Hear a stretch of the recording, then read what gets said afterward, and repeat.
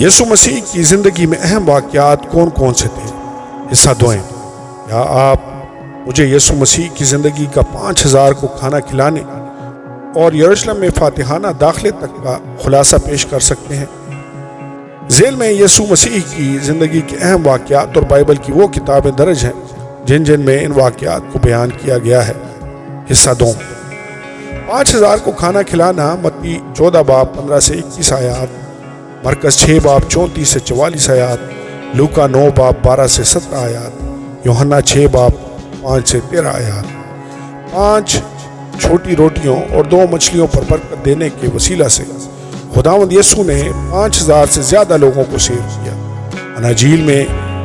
اناجیل ہمیں بتاتی ہیں کہ وہاں 5000 مرد موجود تھے، لیکن متی رسول نے مزید بتایا کہ وہاں عورتیں اور بچے بھی موجود تھے۔ یوں ہجوم کا تخمینہ 20,000 تک جاتا ہے، لیکن ہمارا خدا فراوانی سے دینے والا خدا ہے اور خداوند کے ہاتھوں میں تھوڑا بھی بہت زیادہ ہے۔ روٹیوں اور مچھلیوں پر برکت دینے سے پہلے خداوند یسوع نے بھیڑ کو ترتیب سے بیٹھنے کا حکم دیا۔ ہمیں اس مشاہدے سے ایک اہم سبق سیکھنے کو ملتا ہے۔ جب ہم خداوند میں قائم ہوتے ہیں تو یہ ایسے کام جو ہم نہیں کر سکتے، ان کی تکمیل کے لیے خدا کی قدرت کی ایک خوبصورت تصویر ہے۔ لوگ اپنا پیٹ بھرنے کے لیے کچھ نہیں کر سکتے، صرف خداوند ہی ایسا کر سکتا تھا۔ ان کے پاس صرف چند روٹیاں اور مچھلیاں تھیں، لیکن خدا کے ہاتھ میں یہ ایک ایسی دعوت بن گئی جو نہ صرف کافی تھی بلکہ بہت زیادہ تھی۔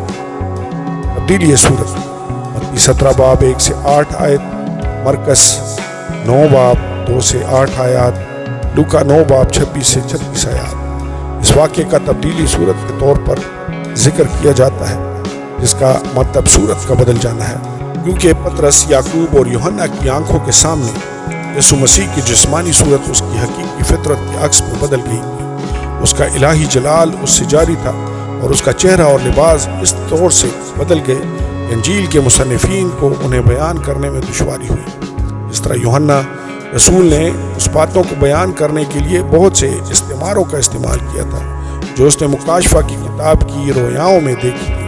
اسی طرح خداوند یسوع کی صورت کو بیان کرنے کے لیے متی، مرکز اور لوکا کو بھی نور، سورج اور برق جیسی تصاویر کا سہارا لینا پڑا۔ واقعی یہ ایک اور ہی دنیا تھی۔ موسیٰ اور ایلیا کا یسوع کے ساتھ بات چیت کے لیے ظاہر ہونا ہم پر 2 باتیں ظاہر کرتا ہے۔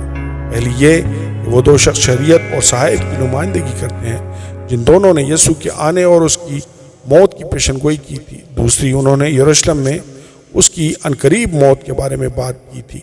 لوکا 9 باب 31 آیت یہ حقیقت ان واقعات کے بارے میں ان کے قبل از وقت علم اور خدا کے خود مختار منصوبے کو ظاہر کرتی ہے، جو بالکل اسی طرح ظاہر ہو رہا تھا جیسا کہ اس نے پہلے سے طے کیا تھا۔ خدا نے آسمان سے کلام کیا اور شاگردوں کو حکم دیا کہ اس کی سنو، اور اس طرح انہیں یہ بتایا کہ اب موسیٰ اور ایلیا نہیں بلکہ یسوع ان کو حکم دینے کی طاقت اور اختیار رکھتا ہے۔ لازر کا مردوں میں سے زندہ ہونا، یوحنا 1 باب 11 سے 44 آیات۔ بیتنیہ کی مریم اور مارتھا کا بھائی لازر یسوع کا ذاتی دوست تھا۔ یہی وجہ ہے کہ جب لازر بیمار ہوا تو یسوع کو اس خاندان کی طرف سے بلایا گیا تھا۔ یسوع نے یہ جانتے ہوئے بیتنیہ جانے میں کئی دن کی تاخیر کی کہ اس کی الہی قدرت کے حیرت انگیز مظاہر کی تصدیق کرنے کے لیے لازر کو مرے ہوئے اس وقت تک کافی وقت ہو چکا ہوگا۔ زندگی اور موت پر صرف خدا ہی کا اختیار ہے، اور لازر کو مردوں میں سے زندہ کرنے کے وسیلہ سے خداوند یسوع بطور خدا اپنے اختیار اور موت پر اپنی بالادستی کو دہرا رہا تھا۔ اس واقعے کے ذریعے خدا کے بیٹے کو واضح طور پر جلال دیا جائے گا، جیسا کہ بہت سے دیگر معجزات اور واقعات کا ایک مقصد تھا کہ شاگرد اور ہم ایمان لائیں۔ یوحنا 20 باب 31 آیت۔ یسوع وہی ہے جو اس نے کہا تھا کہ میں ہوں، اور اس کے سب سے حیران کن معجزات اس حقیقت کی گواہی دیتے ہیں۔ خداوند یسوع نے مارتھا سے فرمایا کہ قیامت اور زندگی میں ہوں، یوحنا 11 باب 25 آیت، اور اس سے پوچھا کہ کیا وہ ان باتوں پر ایمان رکھتی ہے جو وہ اس سے کہہ رہا ہے۔ یہ مسیحی زندگی کی بنیاد ہے۔ ہم ایمان رکھتے ہیں کہ یسوع ہی مردوں میں سے زندہ کرنے کی قوت رکھتا ہے، اور ہمیں اس بات پر بھروسہ ہے کہ وہ ہمیں اس قوت کے وسیلے ابدی زندگی بخشے گا۔ ہم اس کے ساتھ دفن ہوئے اور موت پر اس کے اختیار سے بھی جی اٹھے ہیں۔ صرف اس کی قدرت کی وسیلہ سے ہی ہم حقیقی معنوں میں نجات پا سکتے ہیں۔ فاتحانہ داخلہ۔ متی 21 باب 1 سے 11، 14 سے 17 آیات، مرکز 11 باب 1 سے 11 آیات، لوکا 19 باب 29 سے 44 آیات، یوحنا 12 باب 12 سے 19 آیات۔